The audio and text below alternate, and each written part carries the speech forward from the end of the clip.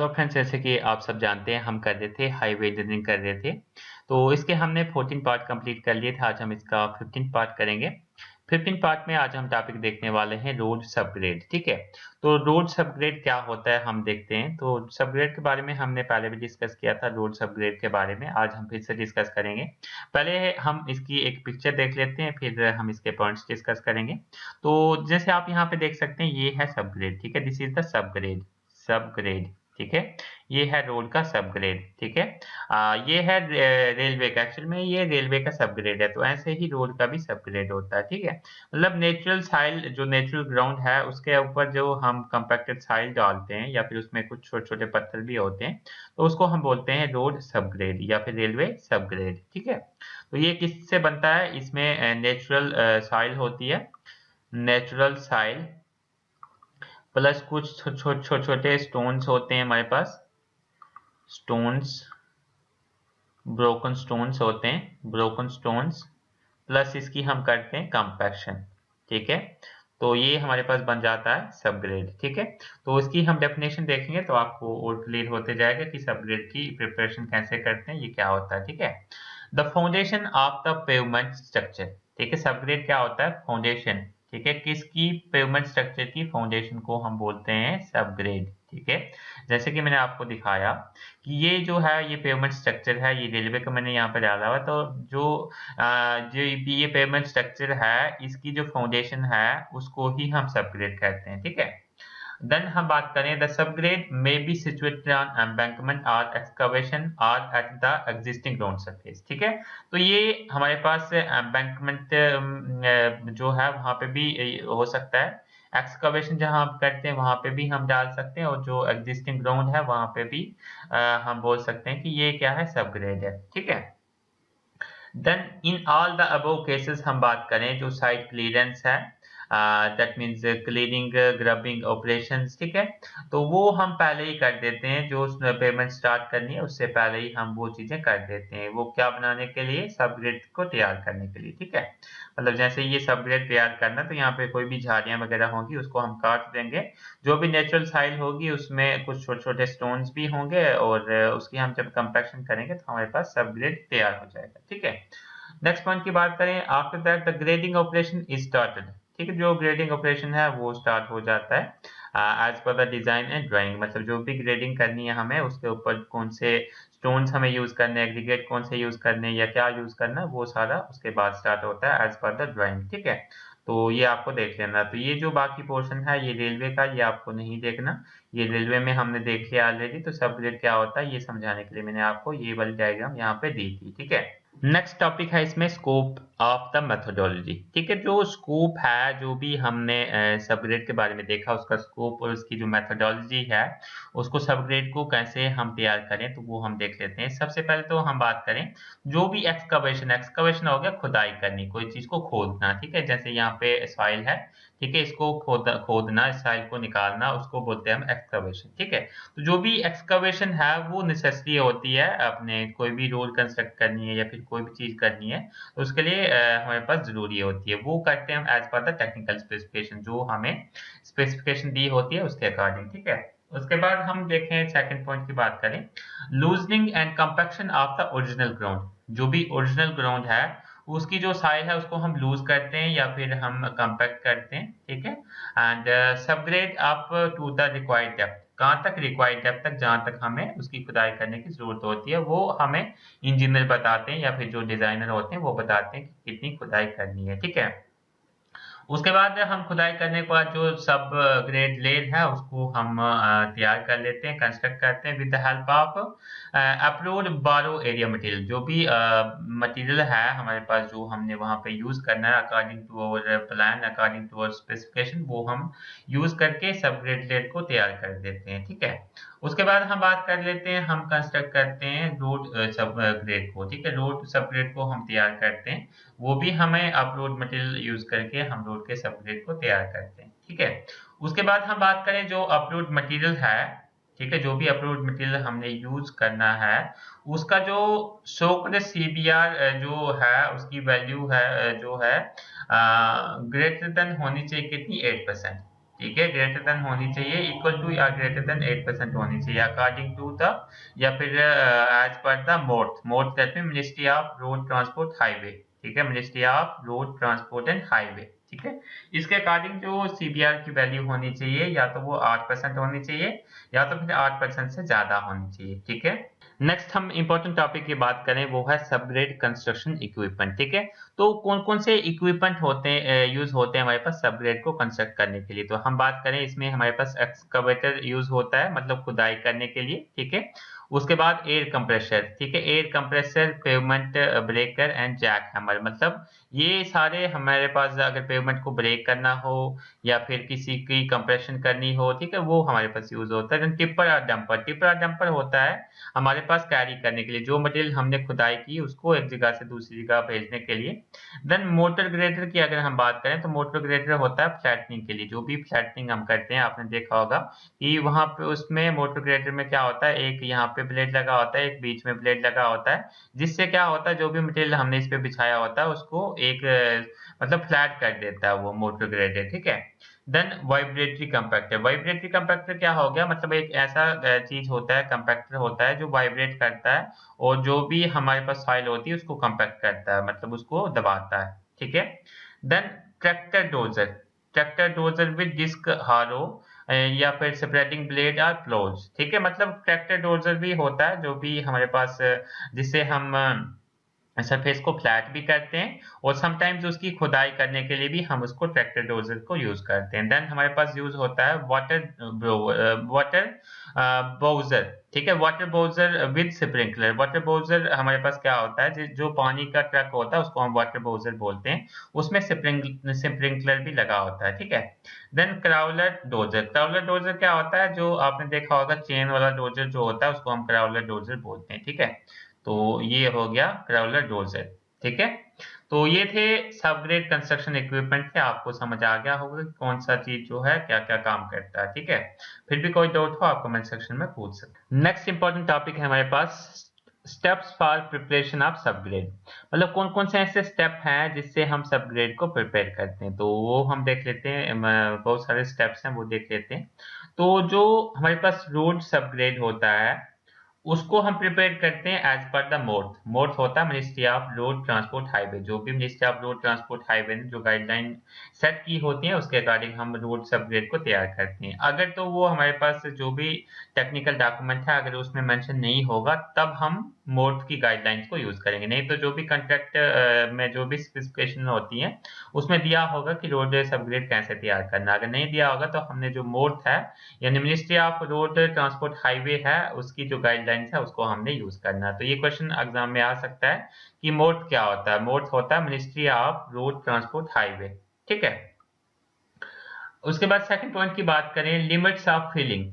Limits of filling shall be marked by fixing batter pegs. ठीक है, जो भी फिलिंग की लिमिट्स है वो हम बैटर पैक्स लगा के फिक्स कर देंगे। जैसे कि मान लेते हैं कि हमारे पास यहाँ पे हमने रोड है, रोड का सबग्रेड हमने तैयार करना है, तो यहाँ पे इस साइड पे हम पैक्स लगाएंगे। ठीक है, पैक्स क्या होते हैं, पैक्स होते हैं लकड़ी के डंडे आप बोल सकते हैं। तो दोनों साइड हम लगा देंगे, वो इसलिए लगा देंगे कि हमें पता चल जाएगा कि ये जो पैक्स हैं इसके अंदर अंदर ही हमें मिट्टी डालनी है और इसको जो है कंपैक्ट करना है। ठीक है, at regular intervals of time. Regular interval का मतलब हो गया जैसे ये यहाँ पे डाला, सेम डिस्टेंस पे आगे हमने और डाला, सेम डिस्टेंस पे आगे और डाला, दोनों साइड हमने ये डाल देनी है। ठीक है, और हमने एक वर्किंग लाइन डालनी है। वर्किंग लाइन डालने का मतलब होता है बीच में एक वर्किंग लाइन यहाँ पे भी डाल देनी है। वर्किंग लाइन डालनी है वो हमने व्हाइट लाइन डाल देनी है with the help of lime powder. जो भी चूने का पाउडर है वो हमने डाल देना है ताकि हमें पता चल जाए कि ये वर्किंग लाइन है, क्योंकि ये तो हमारे पास जो पैक्स होंगे डिस्टेंस पे होंगे, इस पे हमने वर्किंग लाइन डाल देनी है ताकि हम इजिली इस पे जो मटेरियल है डाल सकें, सबग्रेड मटेरियल, और इसको अच्छे से कंपैक्ट कर सकें। ठीक है, उसके बाद जो हमने लेयर डालनी है वो डालनी है 30 mm वाइडर लेयर डालनी है। 30 mm वाइडर लेयर डालनी है, जो हमारे पास डिजाइन और ड्राइंग के अकॉर्डिंग जो डायमेंशन है उससे ज्यादा हमने कितना लेना है, सॉरी 300 mm। ठीक है। जैसे कि ये जो हमारे पास हम बात करें लेयर की, ये जो लेयर हमने डालनी है, ये वाली जो इस पे जैसे हम बात करें ये लेयर है, लेयर अगर मान लेते हैं हमने डिजाइन की है, हमने डालनी है 200 mm, 200 मीटर, ठीक है। 200 मीटर में हम 300 mm ऐड कर देंगे, यहाँ पे मान लेते हैं 300 mm और ऐड कर लेंगे, 300 mm ऐड कर लेंगे, तो इतनी हमने लेयर डालनी है, ठीक है। वो इसलिए डालनी है so that after proper compaction is achieved up to the top, क्योंकि इसमें बाद में कुछ कंपैक्शन भी होगी, तो मान लेते हैं ये 300 mm अगर कंपैक्ट भी होगी तो हमारे पास जो है जो गिवन जो हमारे पास हमें चाहिए लेयर की वैल्यू वो हमें अचीव हो जाए, ठीक है।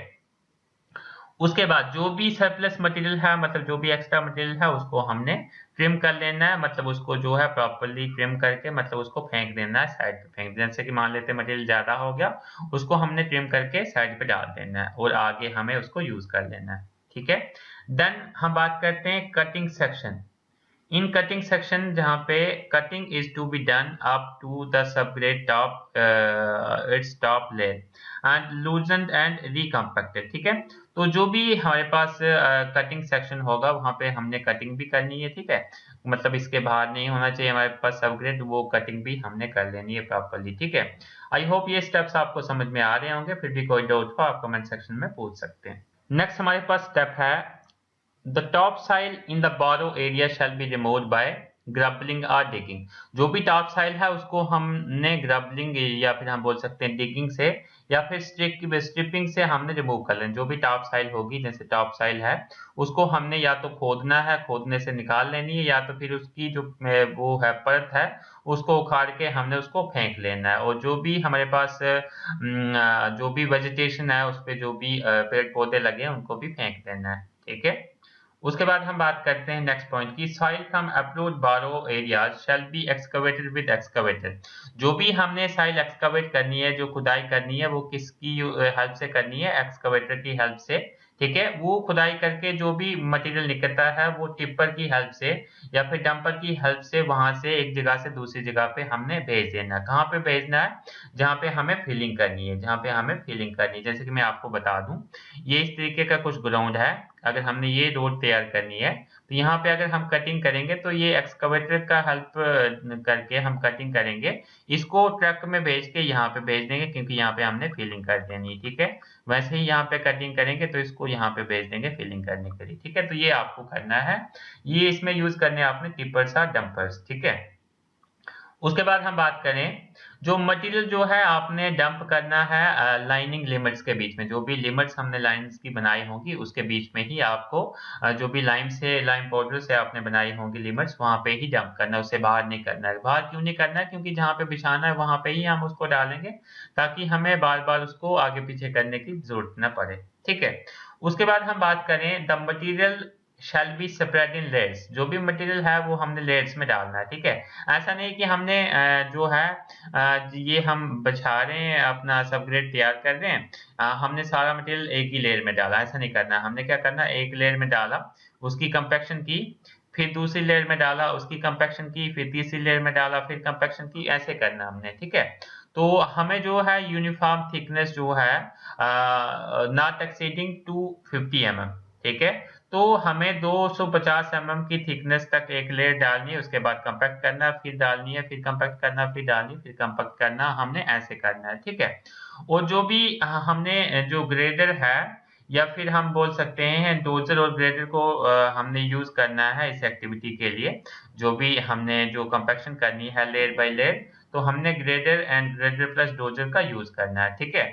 नेक्स्ट पॉइंट की अगर हम बात करें, तो जो हम ग्रेडर हम यूज करेंगे इनिशियली, वो क्या करेगा, जैसे कि हमने ढेर लगाया होगा मिट्टी का, जैसे कि मान लेते हैं यहाँ पे मिट्टी का ढेर लगाया है, तो जो ग्रेडर हमने यूज करना है वो क्या करेगा, ये पहले जो मिट्टी है इसको थोड़ा सा वो करके थोड़ा सा ये मिट्टी इस तरीके की लेवल हो जाएगी, फिर से ग्रेडर इस पे चलेगा तो फिर से ये और लेवल हो जाएगी और हमारे पास लेयर्स बन जाएंगी, और हमने इसको बाद में क्या कर लेना है, कंपैक्ट कर लेना है, ठीक है।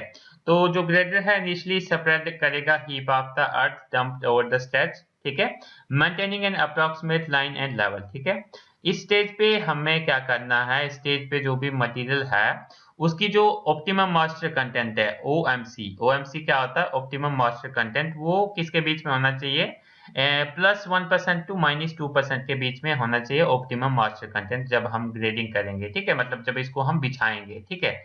अगर ये वैल्यू नहीं होगी +1% टू -2% अगर इसकी वैल्यू नहीं होगी, तो फिर हमने क्या करना है, मान लेते हैं कि मटेरियल हमारे पास है जो बहुत ही ड्राई है, बहुत ड्राई मतलब बहुत सूखा है, तो सूखे के केस में हम सिंपली उसमें पानी ऐड कर देंगे, ठीक है। पानी ऐड करेंगे, कैसे ऐड करेंगे, स्प्रिंकलिंग से। जो भी हमने जो ट्रक रखा है, जो भी मैंने बताया बाउजर रखा है, उसकी हेल्प से हम स्प्रिंकलिंग करेंगे, वाटर उस पर डालेंगे, ठीक है। उसके बाद थॉरली उसके साथ सॉइल के साथ उसको मिक्स करेंगे।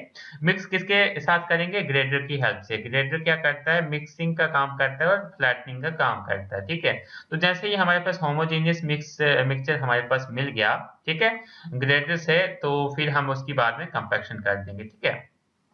ये तो थी बात की हमारे पास जो मटेरियल है वो बहुत सूखा है। अगर दूसरा केस हमारे पास आ जाता है कि मटेरियल हमारे पास बहुत गीला है, गीला होगा तो सिंपली उसको सुखा देना है, ठीक है, ड्राइड बाय एरिएशन और एक्सपोजर ऑफ सन। तो हमें हवा में रख के उसको सुखा देना है, एक प्रोसीजर तो ये है। दूसरा प्रोसीजर है कि उसको धूप में रख लेना और वो उसको सुखा देना है, ठीक है, और उसके बाद हमें उसको कंपैक्शन कर देनी है, ठीक है। नेक्स्ट पॉइंट की हम बात करें, when a combination of grader and dozer is used, dozer shall carry out the initial spreading, ठीक है। तो जैसे कि मान लो मैंने पीछे बताया था कि हमने ग्रेडर यूज किया, जो हीप था उसको बिछाने के लिए भी ग्रेडर यूज किया, और जो भी हमने लेयर्स बिछानी थी उसके लिए भी ग्रेडर यूज किया, ठीक है।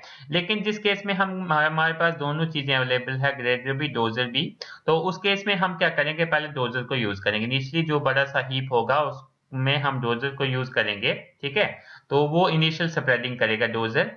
उसके बाद जो हमारे पास इसकी थोड़ी सी स्प्रेडिंग हो गई, ये थोड़ा सा ढेर बैठ गया नीचे, फिर हम ग्रेडर का यूज करेंगे, ग्रेडर का यूज करेंगे जिससे कि हमारे पास फाइनल ग्रेडिंग हो जाएगी इसकी, ठीक है, फाइनल बिछाई हो जाएगी, ठीक है। उसके बाद हम क्या करेंगे, जो बिछाई होगी उसका इन सिटू मॉइस्चर टेस्ट हम करेंगे कि मॉइस्चर कंटेंट उसमें कितना है, वो हम चेक करेंगे, ठीक है। एंड ये किससे हम चेक करेंगे, रैपिड मॉइस्चर मीटर। तो ये इंपॉर्टेंट पॉइंट है, ये आपको रिमेंबर रख लेना है कि रैपिड मॉइस्चर मीटर का यूज करके हम ये टेस्ट कर लेंगे, इन सिटू मॉइस्चर कंटेंट का टेस्ट करेंगे, ठीक है। एंड उसके बाद हम जो जैसे ही वो हमारे पास हो गया, ग्रेडिंग होगी, फिर हम कंपैक्शन करेंगे, ठीक है। तो जैसे ही हमारे पास जो मॉइस्चर कंटेंट है वो हमारे पास रिक्वायर्ड अचीव हो गया, फिर हम कंपैक्शन कर देंगे, ठीक है। कंपैक्शन जो हम करेंगे वाइब्रेटरी कंपैक्टर जो है उसकी हेल्प से हम कंपैक्शन करेंगे। और नंबर ऑफ पासेस, कितने नंबर ऑफ पासेस हम उसको देंगे, मतलब कितने बार जो वाइब्रेटरी कंपैक्टर है वो उस पे से पास हो जाए, वो हमें पता चल जाएगा ट्रायल से। मतलब जैसे ही हम कंपैक्शन करेंगे, एक हमने पास करवाया, हमें पता चल जाएगा कि ये साइज कितनी कंपैक्ट हो रही है, उससे हमें पता चल जाएगा कि कितनी हमें कंपैक्शन करनी है, कितने बार मान लेते हैं यहाँ से यहाँ तक कंपैक्शन करनी है, तो कितनी बार वाइब्रेटरी रोलर जो है हमें पास करवाना पड़ेगा, जैसे 1 पास, 2 पास, 3 पास, कितने बार हमें पास करवाना पड़ेगा, ठीक है। तो हम बात करें जनरल पैटर्न की जो फॉलो होता है हमारे पास, तो वो हम देख लेते हैं। अगर हम बात करें इनिशियल रोलिंग की, जो पहली जो रोलिंग हमने करनी है वो हमने करनी है 2 स्टैटिक पासेस, ठीक है। 2 स्टैटिक पासेस हमने वाइब्रेटरी रोलर की हेल्प से कर देना है, जैसे कि यहाँ से यहाँ जाना है, एक पास, ठीक है, फिर वापस आया दूसरा पास, ठीक है, वो आ गया इनिशियल रोलिंग में। फिर सब्सिक्वेंट रोलिंग में उसके बाद जो रोलिंग्स होंगी, 4 वाइब्रेटरी पासेस, 4 वाइब्रेटरी पासेस मतलब एक पास, 2 पास, 3 पास, 4 पास, ठीक है, 4 पास हमने करने हैं, ठीक है। जिसमें कि एक हमारे पास होगा 1 pass includes both forward and reverse movement, ठीक है, जिसमें फॉरवर्ड भी होंगे, रिवर्स मूवमेंट भी होगी, ठीक है। अच्छा, तो ये था इसका सारा प्रोसीजर हमारे पास किसका, सब ग्रेड को प्रिपेयर करने का। आई होप ये आपको सारी चीजें समझ में आ गई होंगी, फिर भी कोई डाउट हो आप कमेंट सेक्शन में पूछ सकते हैं। नेक्स्ट कुछ और भी इसमें इंपॉर्टेंट पॉइंट है, हम देख लेते हैं। तो जो भी हमने कंपैक्शन करनी है, ठीक है, जो भी कंपैक्शन हमने करनी है वो हमेशा लोअर एंड से हमने स्टार्ट करनी है और अपर एंड तक हमने ले जानी है कंपैक्शन, ठीक है। उसके बाद हम बात करें जो फर्दर लेयर हमने उस पर जब डालनी है, वो वैसे ही हमने क्या करना है, उसकी पहले टेस्टिंग कर लेनी है, ठीक है। जैसे ही वो अप्रूव हुई उसके बाद हमने क्या कर लेना है, वो दूसरी लेयर बिछा देनी है, ठीक है। अच्छा, उसके बाद हम बात करें जो हमने वाइब्रेटरी रोलर यूज करना है, ठीक है, और प्लेट कंपैक्टर हमने यूज करना है। तो उसमें जो डेंसिटी है, जो मैक्सिमम ड्राई डेंसिटी है वो कितनी अचीव होनी चाहिए? 98% मैक्सिमम ड्राई डेंसिटी हमारे पास अचीव हो जानी चाहिए एज पर द मोड, ठीक है। Ministry of road transport and highway के अकॉर्डिंग हमारे पास कितनी ड्राई डेंसिटी आनी चाहिए? मैक्सिमम ड्राई डेंसिटी 98% अचीव होनी चाहिए, ठीक है। उसके बाद हम बात करें नेक्स्ट पॉइंट की, the surface of embankment shall have suitable cross fall, ठीक है। तो हमारे पास सूटेबल क्रॉस फॉल होना चाहिए। वो किस लिए? जो ड्रेनेज है वो हाईवे से हो सके, ड्रेनेज जो पानी है वो हाईवे पे ना टिके, वो बाहर चले जाए, तो वो भी हमें ध्यान रखना है, क्रॉस फॉल का ध्यान रखना है, ठीक है। तो इसमें हम बात करें इसकी purpose of this methodology for subgrade के लिए, तो उसमें है to provide details of the quantity control system procedures and safety and environmental management plans to be adopted। तो ये सारी चीजें हमें अडॉप्ट करनी है, ठीक है। आई होप आपको ये टॉपिक पूरा समझ में आ गया होगा। फिर भी कोई डाउट हो आप कमेंट सेक्शन में पूछ सकते हैं। Thank you. और अभी तक आपने चैनल को सब्सक्राइब नहीं किया तो प्लीज सब्सक्राइब कर लें। अगर वीडियो अच्छी लगे तो अपने फ्रेंड्स के साथ शेयर करना मत भूलें, और बेल आइकन को जरूर प्रेस करें ताकि आपके पास फ्यूचर में ऐसे ही इंपॉर्टेंट लेक्चर्स की आपको अपडेट मिल सके। Thank you.